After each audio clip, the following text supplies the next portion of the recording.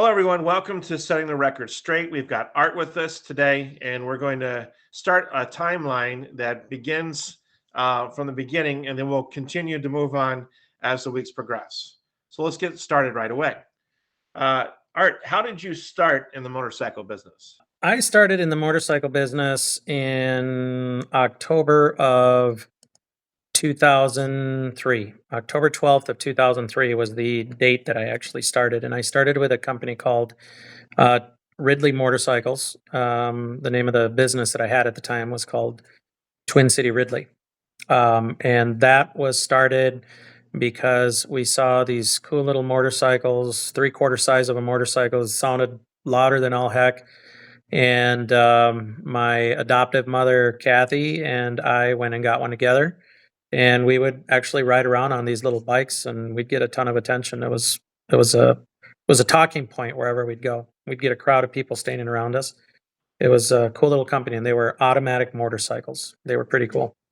What So age? this one you're talking about, the adopted mother, is this the one that adopted you when you were younger or mid age? Well, I was an adult when she adopted me. She adopted me in, I believe, in '98, and maybe '97 or '98 is when she adopted me.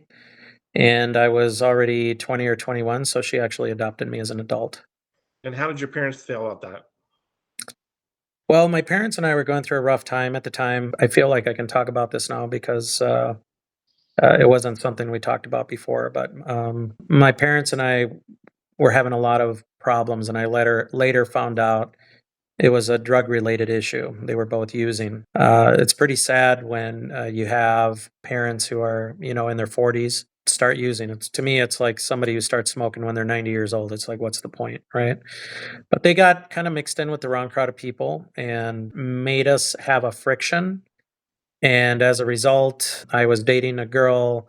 Her name was Violet, and I became friends with her aunt, which was Kathy Welch, and we started a good friendship. Then I found out Violet was a little hoochie mama. So her aunt, Kathy, told me all about it and just pretty much told me, hey, you're a good guy. I don't want you to get hurt. And so we formed a friendship during that time. And it was right around that time that she had asked me on a walk one day after meeting with her sister-in-law, Vicky Welch. Vicky Welch had told her, "Hey, you should adopt him." And then she kind of looked at me and said, "Do you want me to adopt you?" And I was kind of like, "What? How do you adopt me?" So Vicky had told her that community members at the Metawankinton Sioux community had adopted people into the tribe, adopted them legally. I went back to my mom, and she said, "Yeah, just my biological mother." And I said, "Hey, Kathy asked if she should adopt me." My mom threw her hands up in the air. She goes, "Anything to make you and your dad stop fighting." So I didn't go back to Kathy and ask her, but another time she asked me, she goes, "Do you want me to adopt you?" I was like, "Well, I did talk to my mom about it, and she said she was okay with it. I just don't know how to do it." So we contacted an attorney in the Twin Cities, and they were able to do it. It's not uncommon for adults to be adopted, as much as people, may or may not know.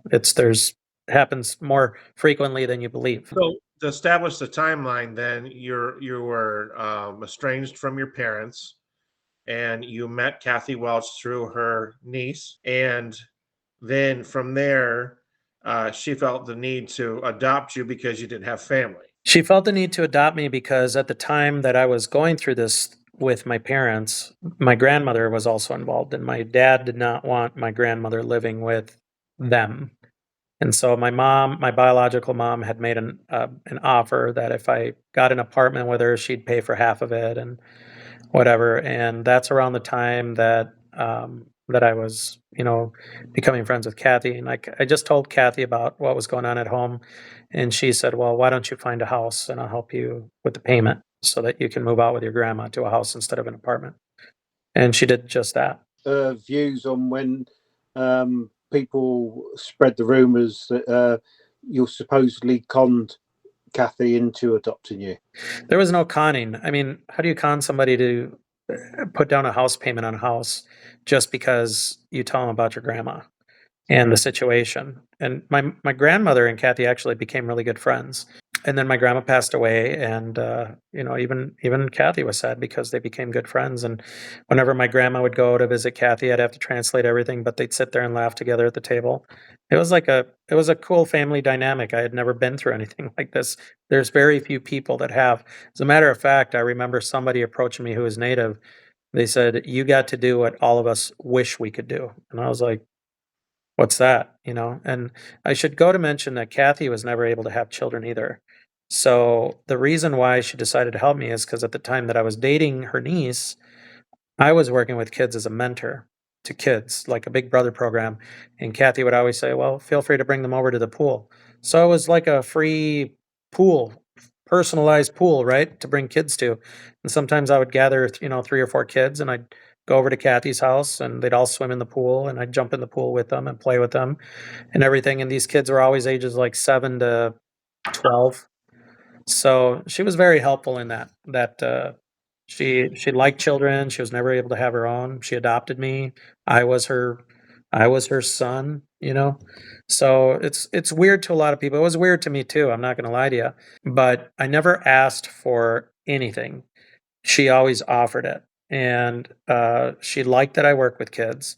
She liked the kids to come over. She wanted to have her own son.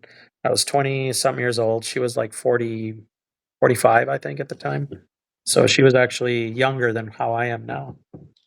So, what was her role in a dealership then? She was the muscle. She was the muscle behind the dealership. So she was the financer, and as we kept growing, we were growing in leaps and bounds. We just, when it was time to grow because we had outgrown our spaces. Like my first dealership was only 800 square feet. The second dealership, Twin City Custom Cycles, was 5,800 square feet, and then the next dealership was 10,000 square feet. And then we added to it um, to 22,000 square feet. So we just kept growing. We were growing in leaps and bounds. We had other properties. I mean, I helped create a net worth of well over $7.4 million.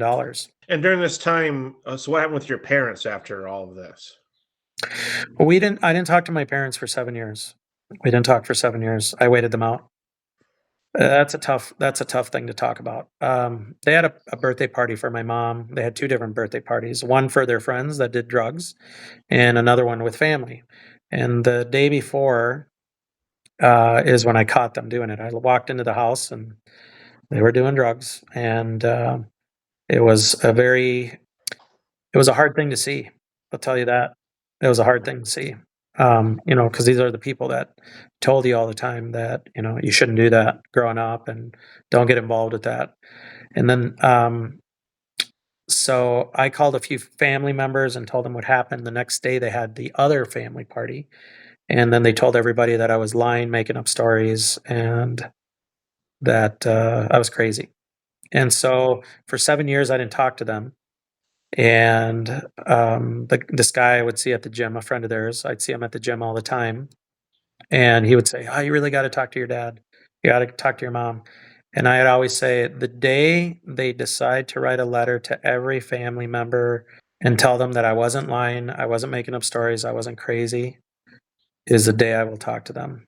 And at about 7 months later, 6 months later, I got a couple calls from my cousins, a couple of my aunts, a couple of my dad's friends that said that he had actually written a letter and told them that it was true. Everything that I had said was true. So I'm still adopted at this point. It was really weird trying to mesh the families. That was a weird, awkward thing, but it worked for a little while. So, back to the dealership side of things, tell us about the transition from Kings Mountain to Polaris. So during this time, we've already grown in leaps and bounds. And Gilroy, sorry?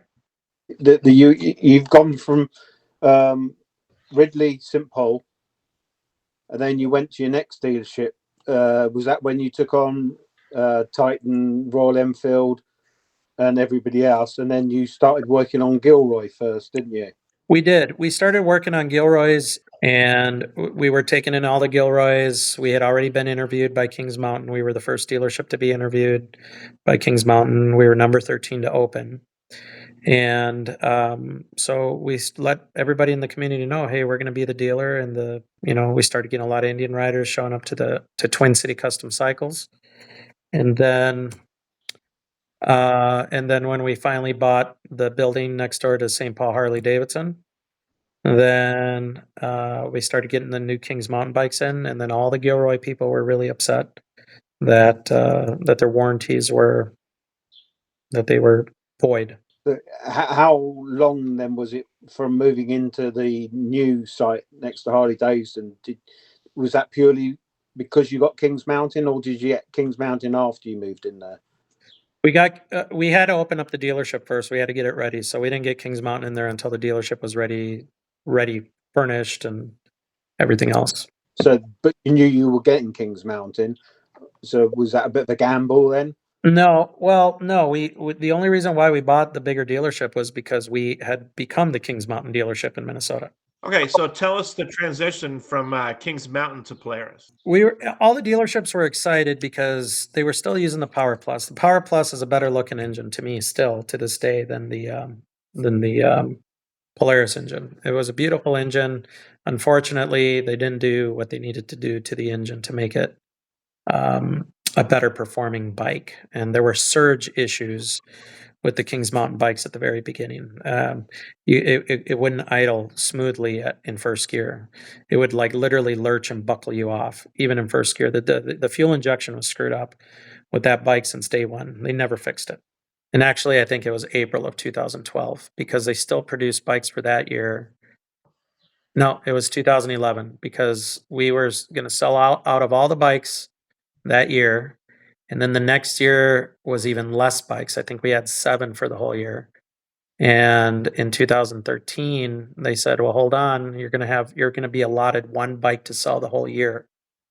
And that was really tough. It's just imagine if a Ford dealership or a Chevy dealership had 1 truck to sell the whole year. So they told us that they would give us 1 bike the whole year to sell. And I think what they were trying to do is to kind of smoke us out. They told us to hang on, but they didn't care whether or not we opened or closed. They didn't care. They wanted all the Kings Mountain dealerships out because they were not of the cloth, right? They were not of the Polaris cloth, right? And there were a lot of dealerships that was just like, screw Polaris, their victory line sucks and everything. And the bike didn't suck. It was just a marketing suck. They didn't know how to market the bike. It was a failure from day one. They never, ever reached the numbers they wanted to with victory. And if they did, but we knew it wasn't going anywhere.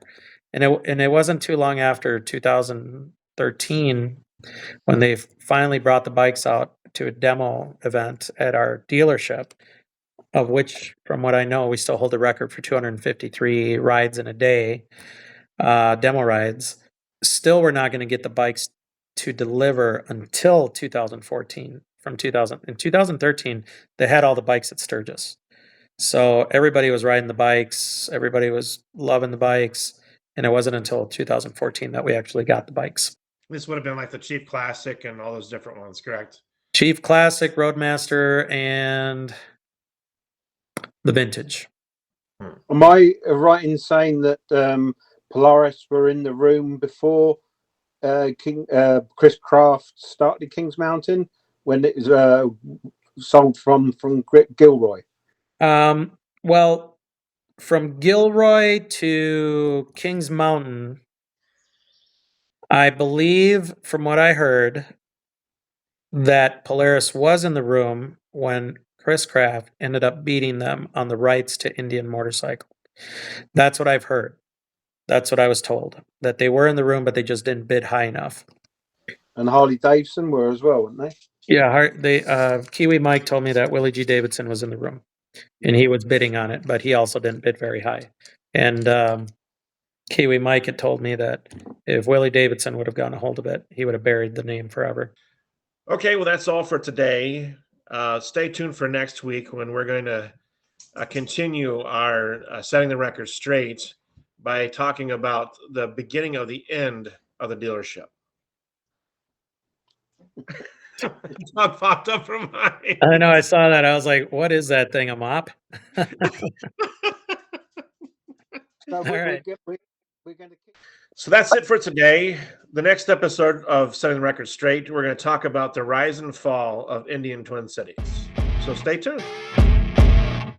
Thanks, guys.